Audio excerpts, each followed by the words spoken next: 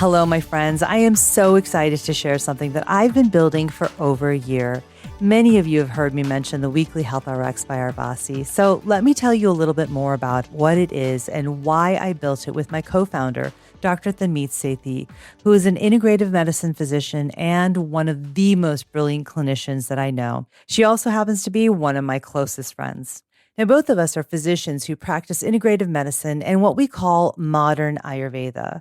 And the two of us built the weekly Health RX because we were so tired of watching women in midlife trying to do everything that they could do to feel better and still not feel like themselves. And so this is our answer. This is how we are helping to end the guessing game for women in midlife. The weekly Health RX is like having a doctor in your pocket, a physician in your pocket. It's a weekly audio prescription for women in perimenopause and menopause that is physician-led and evidence and science-backed, built around your biology, your dosha, your mind-body constitution. Because generic advice doesn't work. Personalized prescriptions, they work.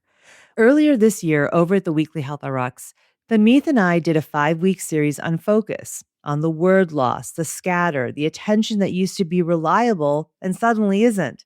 This clip is from our Modern Ayurveda and Integrative Medicine episode, where we talk about lion's mane, a functional mushroom, which is one of the most talked about supplements out there right now for cognitive function, memory, and focus. Here's a small piece from the episode.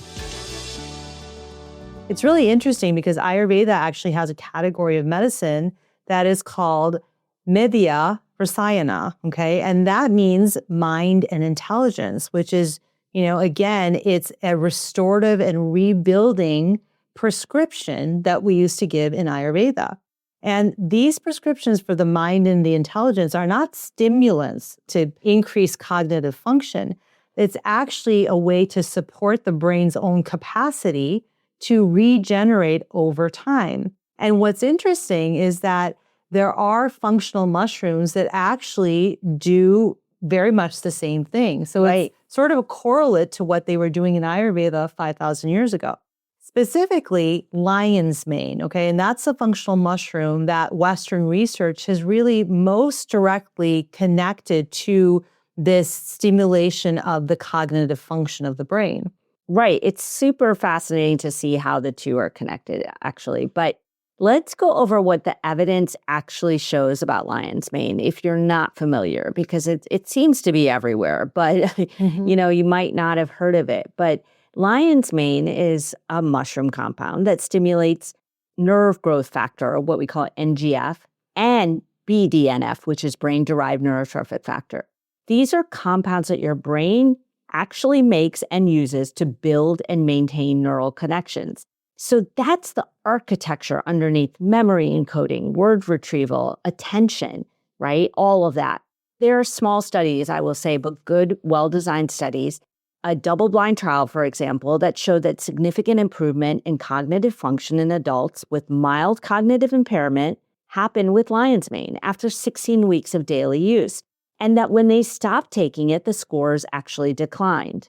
We have another study out of the University of Queensland just a couple of years ago that really showed subjective improvement in memory and attention, this one within about an hour of ingestion in healthy adults. Now, remember, this is subjectively what they felt. We don't have the sort of architectural science to understand if that actually happened at a neural basis. But the mechanism still is thought to be rapid upregulation of those growth factors of nerve growth factor and BDNF.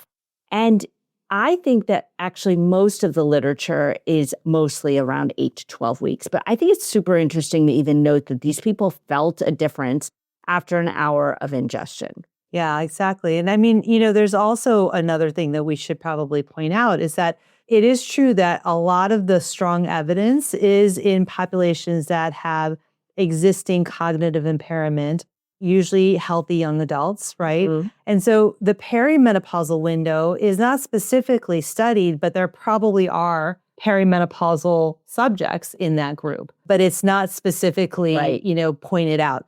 The second thing that we should also point out, and this is something that Thanmeet already sort of alluded to, is that The effects really build over weeks, not days, and not necessarily hours, right? Right. This is not like a supplement that you're evaluating the effectiveness of like after a few hours or a few days. It's really looking at it over a few weeks of actually taking it, and really 8 to 12 weeks to Right. see if you have a change. So that's a small taste of week 3 of the Focus series on the Weekly Health RX. In the rest of the episode, we tell you exactly what to look for on the label of functional mushrooms so that you don't waste your money on the wrong products. And we also talk about if this supplement is actually the right tool for your dosha, or whether you'd be better served by something else entirely. Because what heals one constitution can be the wrong tool for another, and what helps one person can be exactly what makes another person feel worse. You can find the whole Focus series up on our Substack, where you can go back and listen anytime. Next, we're moving into a series on food as medicine. Come find us at theweeklyhealthrx.substack.com. It's free to start, and the link is in the show notes. Finally, medicine that fits you. Until next time, be well.